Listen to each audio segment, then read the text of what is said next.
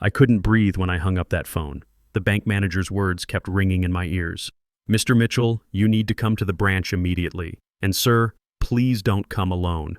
Bring your sons." In 57 years on this earth, I'd never heard a bank manager say those words. Kyle Anderson and I go back 15 years. He's handled our mortgage refinancing, helped us set up the boys' college savings accounts, even gave us advice when we were thinking about buying that boat we never got around to purchasing. Kyle's not the dramatic type. He sells certificates of deposit and talks about interest rates. He doesn't make mysterious phone calls that sound like something out of a movie. My name is Benjamin Mitchell. I've been swinging hammers and reading blueprints for 35 years, built half the houses in our Ohio town, and thought I knew everything there was to know about my life. Turns out, I didn't know a damn thing. The call came on a Tuesday morning in March. I was sitting in my recliner, drinking coffee and reading the sports section, when the phone rang. Linda had already left for her part-time bookkeeping job at Henderson's Hardware. The house felt quiet, peaceful even.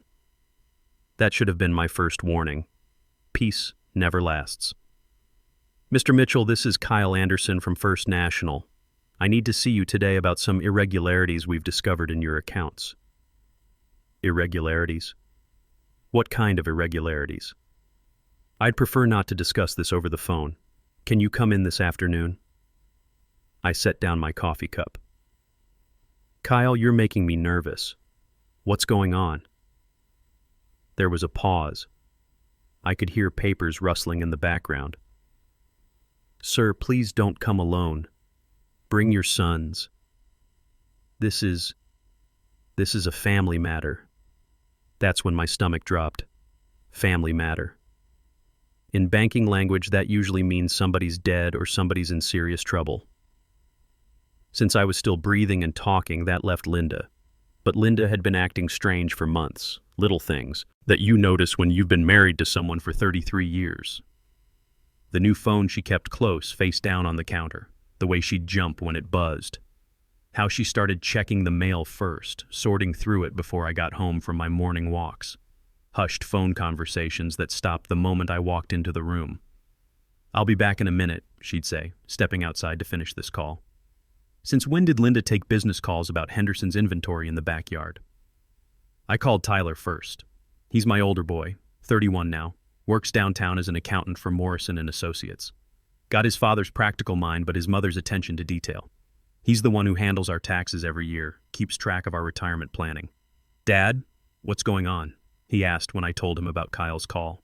I could hear the concern in his voice, and underneath that, the sound of his office. Keyboards clicking, phones ringing, the normal sounds of people doing normal work. Bank called. Something about irregularities in our accounts. Kyle wants to meet with all of us.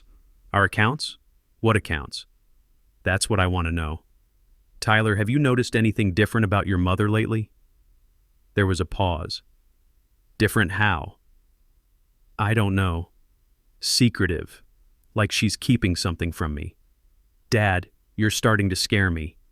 "I'm already scared." Nathan was harder to reach. He teaches veterinary medicine at the community college, and Tuesday afternoons, he's usually elbow deep in anatomy labs, teaching kids how to properly examine a horse or stitch up a dog. When he finally called back, his voice had that same worried edge as Tyler's.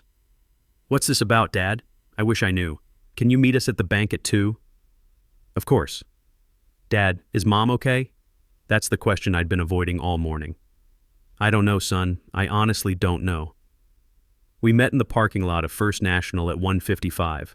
Tyler pulled up in his Honda Civic, the practical car of a practical man. Nathan arrived in his old pickup truck, the bed still dusty from his weekend project of hauling mulch for Linda's flower garden. Looking at my boys standing there in the March sunshine, I felt proud and scared at the same time. Proud because they'd both turned out to be good men, scared because whatever we were about to learn was going to change things. "You okay, Dad?" Nathan asked as we walked toward the bank entrance. He's got Linda's gentle nature, always checking on people, always worried about feelings getting hurt. I don't know what I am anymore. The bank lobby smelled like it always did, coffee and copy machine toner and that particular scent of money changing hands. Kyle Anderson met us right inside the door. He's a thin guy, maybe 50, with graying hair and wire-rimmed glasses. Normally he's got a smile and a handshake, maybe a joke about the weather or the local baseball team. Today he looked like he'd rather be anywhere else in the world. Mr. Mitchell, Tyler, Nathan, he said, shaking our hands. I appreciate you all coming. Let's go to conference room B. Conference room B, not Kyle's office, where we usually talked about loans and interest rates. Conference room B was where they handled serious business, foreclosures, bankruptcies, estate planning for people who'd just gotten bad news from their doctors. We followed him down the hallway, past the teller windows where Sarah Morrison was counting out 20s for Mrs. Henderson, past the loan officer desks where young couples filled out paperwork for their first mortgages. Normal people doing normal banking business. Whatever we were walking toward, it wasn't normal. Kyle closed the door behind us with the careful precision of someone sealing a tomb. He had a thick manila folder on the conference table, the kind that means paperwork and problems and phone calls to lawyers. Kyle, just tell me what this is about, I said as we all took seats around the polished wood table. He opened the folder and slid a document across to me. Bank statement, First National letterhead, my address printed at the top, but the account number was one I'd never seen before, and the name on it made my blood run cold. Linda Mitchell, primary account holder. Account opened November 15th, 1997. Are you familiar with this account, Mr. Mitchell? I stared at the document like it was written in a foreign language. Linda Mitchell, primary account holder, our home address. But I'd never seen this account in my life. In 33 years of marriage, Linda and I had always shared everything. Joint checking, joint savings, joint credit cards. We even joked about it sometimes. What's mine is yours, and what's yours is mine. Apparently that was only half true. No, I said slowly, my voice sounding strange in the quiet conference room. I've never seen this account before. Kyle nodded like he'd expected that answer. We found it during our routine audit for tax reporting purposes. The account has been active since November 1997. It's been making automatic payments for 26 years. Tyler leaned forward, his accountant instincts kicking in. What kind of payments? Kyle slid another document across the table. This one made my chest tight. Automatic withdrawal of $2,800 per month, every month, without fail, always on the 15th. Nathan picked up the paper and whistled low. Dad, that's over $30,000 a year. I was doing the math in my head, but my brain felt like it was moving through molasses. $2,800 times 12 months times 26 years. The number was so big it didn't seem real. That's close to $900,000, Tyler said, his face going pale. $873,600 to be exact, Kyle confirmed, plus interest that's been accumulating in the recipient's account. The room went dead silent except for the hum of the air conditioning and the distant sound of normal people doing normal banking business in the lobby. People who weren't discovering that their wives had been secretly moving nearly $1 million without their knowledge. Payments to who? I managed to ask. Kyle pulled out another sheet of paper. A man named Ryan Sanders. Address in Cleveland. The payments have been going to his account at Huntington Bank for the entire 26-year period. I felt like someone had punched me in the gut. We don't know anyone named Ryan Sanders. Dad, Nathan said quietly, are you sure? Maybe it's someone from Mom's family? A cousin or something? Your mother only had one brother, Patrick. He died in 1996. Car accident. That was a terrible year for her. Lost her brother, then her parents died a few months later. I looked at the bank statement again. This account opened in November 1997, right after all that. Tyler was studying the documents with the focused intensity he brought to tax returns and budget planning. Kyle, where did this money come from? Our joint accounts? Partially. Mrs. Mitchell made monthly transfers from your joint checking account to fund this account. But she also used money from an inheritance. What inheritance? I asked. When her parents died in 1997, Mrs. Mitchell inherited approximately $400,000. She never deposited it into your joint accounts. She put it directly into this private account and used it to fund the payments. My head was spinning. I remembered Linda's parents dying that year. Her mother passed in July from cancer just 2 months after her father died in his sleep. Linda had been devastated. I'd held her while she cried, driven her to the funeral home to make arrangements, helped her clean out their house. But I didn't remember any talk about inheritance money, certainly not $400,000. She never mentioned an inheritance that large, I said. Kyle shifted uncomfortably in his chair. The account was set up specifically to keep these transactions separate from your joint finances. Everything was done with Mrs. Mitchell as the sole account holder. That's legal? Nathan asked. In Ohio, yes. Spouses can maintain separate accounts. However, using joint marital assets without the other spouse's knowledge could be problematic in certain circumstances. Tyler caught the implication immediately. What kind of circumstances? Divorce proceedings, estate planning, that sort of thing. I felt a chill run down my spine. Why are you telling us this now? Why not when the account was opened 26 years ago? Kyle looked even more uncomfortable.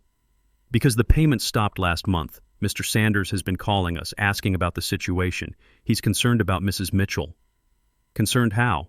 He said the payments have never been late, not once in 26 years. When they suddenly stopped, he wanted to make sure she was okay. He asked if he should contact the family directly. The family? Tyler's voice was sharp. What does he mean, the family? Mr. Sanders indicated that Mrs. Mitchell told him he was family. He said she'd been helping him since he was young because his father died when he was a baby. The pieces were starting to come together in a way that made me sick to my stomach. Linda only had one brother, Patrick.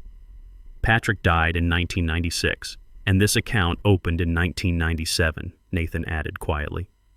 Kyle nodded. Mr. Sanders said Mrs. Mitchell told him she was his aunt, that she promised to help him after his father passed away. How old is this Ryan Sanders? I asked. Kyle checked his notes. According to his bank records, he's 26 years old. Born in 1997. The same year Linda opened the secret account.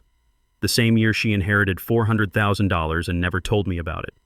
The same year she started sending $2,800 a month to a young man I'd never heard of, using money from our joint account plus her secret inheritance. I need to speak with this Ryan Sanders, I said, my voice steadier than I felt. Kyle reached into his folder and pulled out a slip of paper. He left his contact information. He said he'd been expecting someone from the family to reach out eventually. I took the paper. Ryan Sanders. A Cleveland phone number. The name meant nothing to me, but apparently it meant everything to Linda.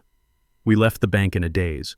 The March afternoon that had seemed so normal a few hours earlier now felt surreal, like we were walking through someone else's life. Tyler suggested going to his office to talk, but I needed to be home. I needed to be in the house where Linda and I had built our life together, where maybe I could find some answers to questions I didn't even know how to ask. Both boys followed me back to Newton Street. We sat in the living room where Linda and I had watched thousands of hours of television, celebrated 33 Christmases, hosted countless family dinners. The same room where we'd held hands during scary movies and argued about what to watch next. Now, it felt like a stage set. Everything familiar suddenly felt false. We need to call this Ryan Sanders, Tyler said, still holding the slip of paper like it might burst into flames. Wait, Nathan said. He was pacing by the window, looking out at Linda's flower garden where she'd spent last weekend planting tulip bulbs for spring.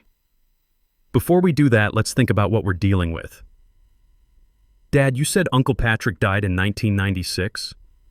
May of 1996. Single car accident on Route 71 out near Lexington. Your mother was devastated. They were close. Nathan stopped pacing. And Grandma and Grandpa died right after? Grandpa died in July. Heart attack in his sleep. Grandma followed in October. Cancer. It was like losing. Patrick broke something in her, and she just gave up. And this account opened in November 1997, Tyler said slowly, after everyone was gone. What are you two getting at? Nathan and Tyler looked at each other. It was Nathan who finally spoke. Dad, what if Ryan Sanders really is family? What if he really is Uncle Patrick's son? Patrick didn't have any kids. He was never married. That doesn't mean he didn't have kids, Tyler said quietly. The possibility hung in the air between us like smoke. Patrick, dead at 41, a secret child. Linda keeping a promise to help raise her nephew. It would explain the secrecy, the careful monthly payments, the inheritance money she never told me about. We need to call him, I said finally. We need to know the truth. Tyler pulled out his phone and dialed the number before any of us could change our minds. It rang 3 times before a male voice answered. Hello? Is this Ryan Sanders? My name is Tyler Mitchell. I'm here with my father, Benjamin, and my brother, Nathan. We just came from First National Bank. There was a long pause. I could hear traffic in the background, the distant hum of city life.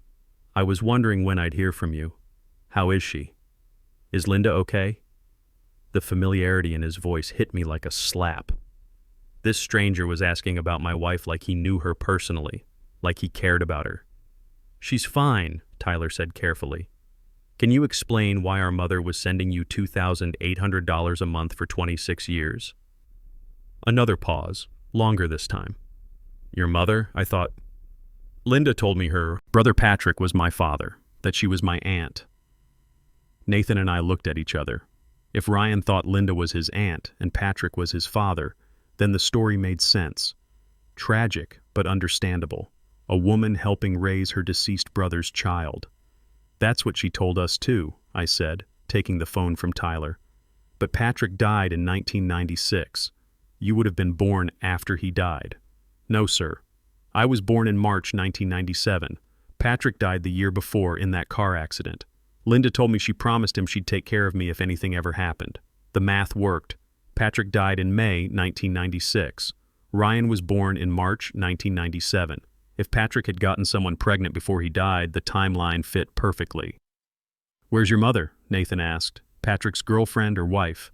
She died when I was 5. Cancer. After that, Linda became everything to me. She paid for my schooling, my apartment, everything. I thought she was just being generous because family takes care of family. I felt a wave of emotion I wasn't prepared for. Grief for this young man who'd lost both parents so young. Admiration for Linda, who'd kept a promise to her dead brother for 26 years. And guilt for being angry about money that had gone to help raise an orphaned nephew. Ryan, I said, I think we need to meet in person. There are some things we need to discuss. I'd like that.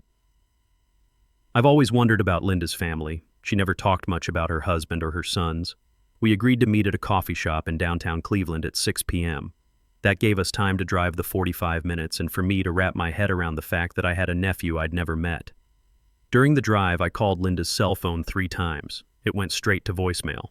That wasn't unusual. She often turned it off during work hours, but today it felt ominous. Maybe we should stop by Henderson's Hardware, Nathan suggested. Make sure she's actually at work. We drove past the hardware store on our way to the highway.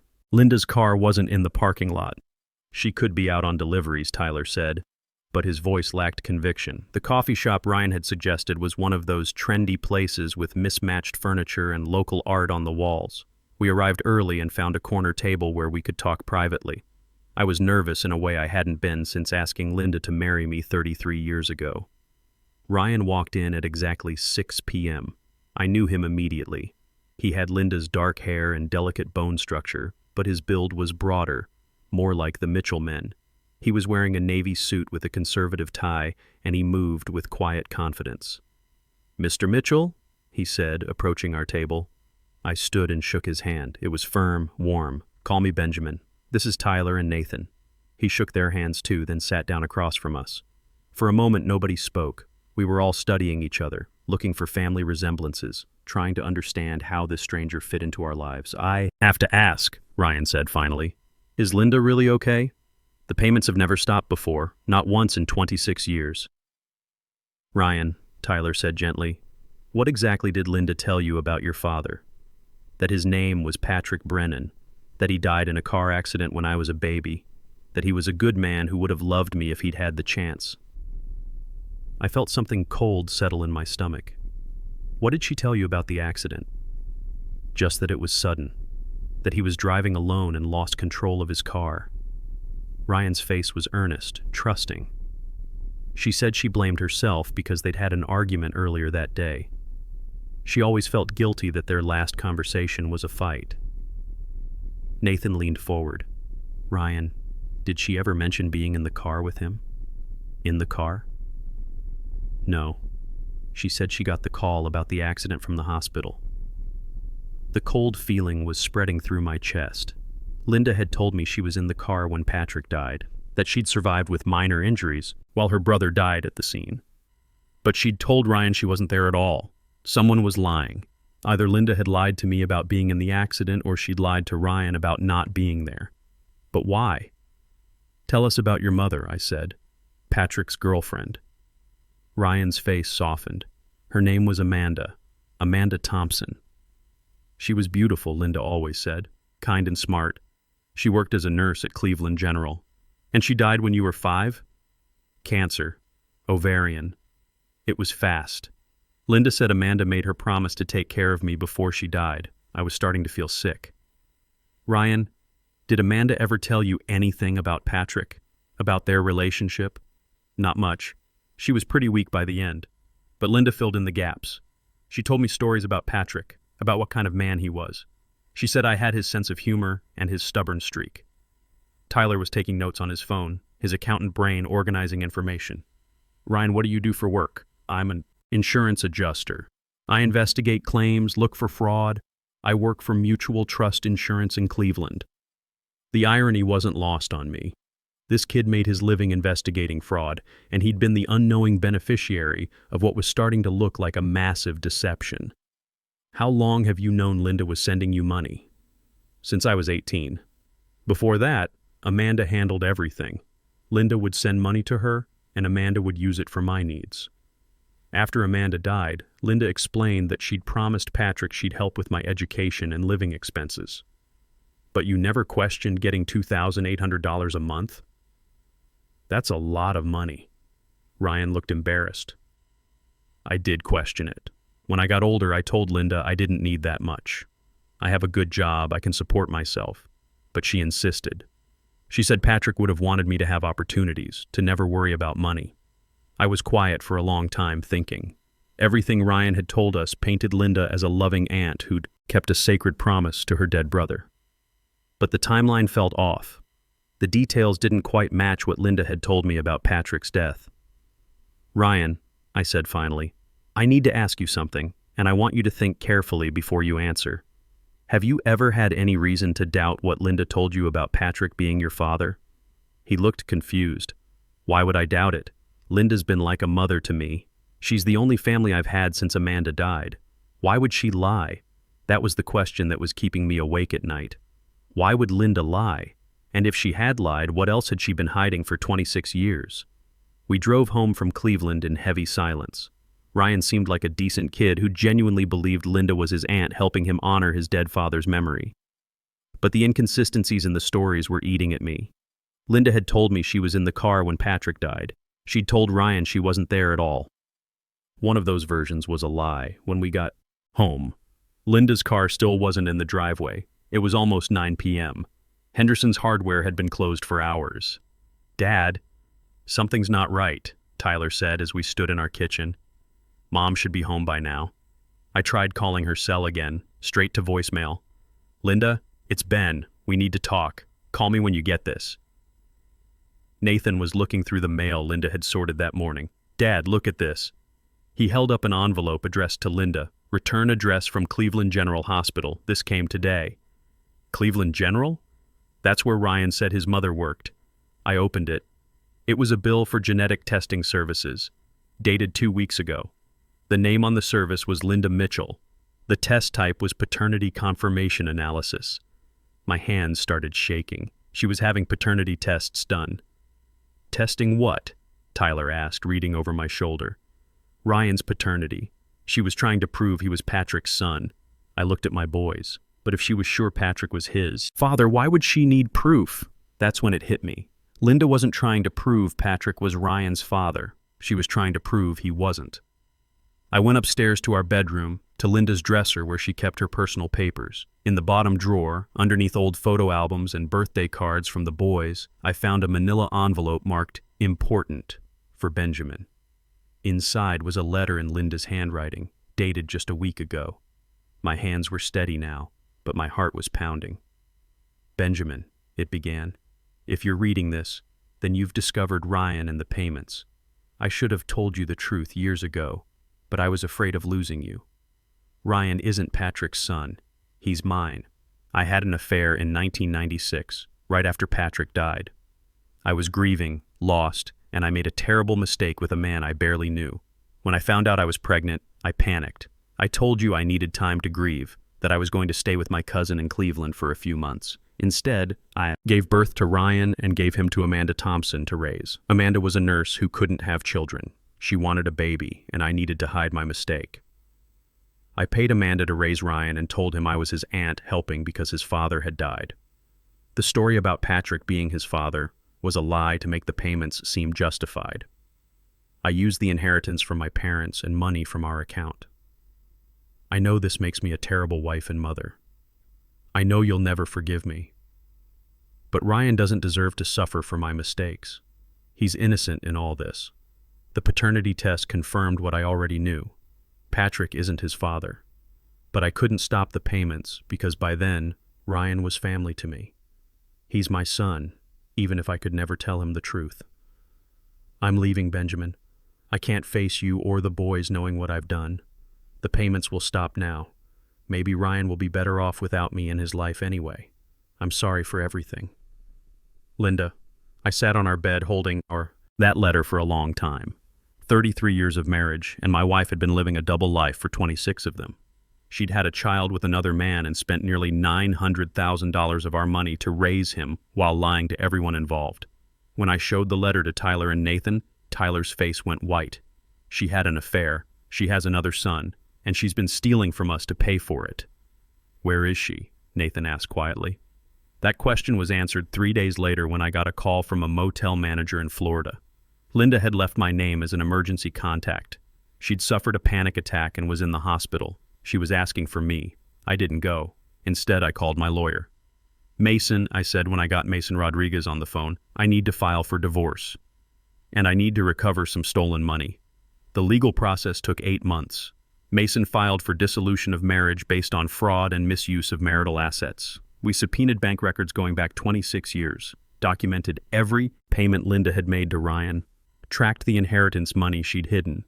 Ryan was devastated when he learned the truth. He offered to pay back every penny, but legally he wasn't responsible. He'd believed Linda's story about being his aunt. The court agreed. Linda fought the divorce initially, but when faced with the evidence of her systematic deception, she agreed to the settlement. She was ordered to repay $650,000, the amount taken from our joint accounts over the years. The inheritance money was considered hers to spend, but the court ruled that using marital assets for her secret son without my knowledge constituted financial fraud. She had to liquidate her retirement account, sell her car, and take a second mortgage on the house she was renting in Florida to pay me back. Ryan set up a payment plan for $500 a month to help her cover the debt, even though he wasn't legally required to do so. The whole thing became public record.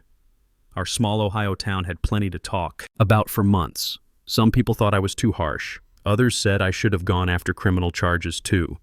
Linda moved to Florida permanently to be near Ryan, who eventually learned to forgive her for the lies.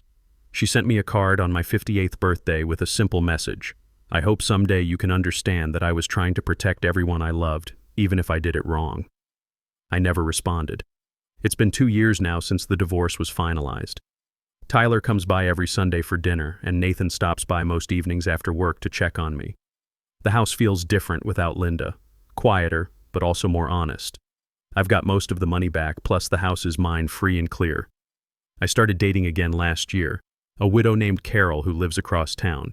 She knows the whole story and says she admires how I handled it. People ask if I miss Linda. The honest answer is complicated. I miss the woman I thought she was for 33 years, but that woman never really existed. The real Linda was someone who could look me in the eye every month for 26 years while writing a check to the child she'd had with another man. Some folks say I should have forgiven her, that families work through problems together. But those people don't understand what it's like to discover that your entire marriage was built on a foundation of lies. At 59, I'm learning to trust again. It's not easy, but it's honest. And after 26 years of living with someone else's secrets, honest feels pretty good. Sometimes the most loving thing you can do for yourself is refuse to let someone else's lies become your permanent burden, even when that someone is the person you've loved most. At 59, I've learned that rebuilding your life on truth, even when it's painful, beats living another day in someone else's beautiful deception.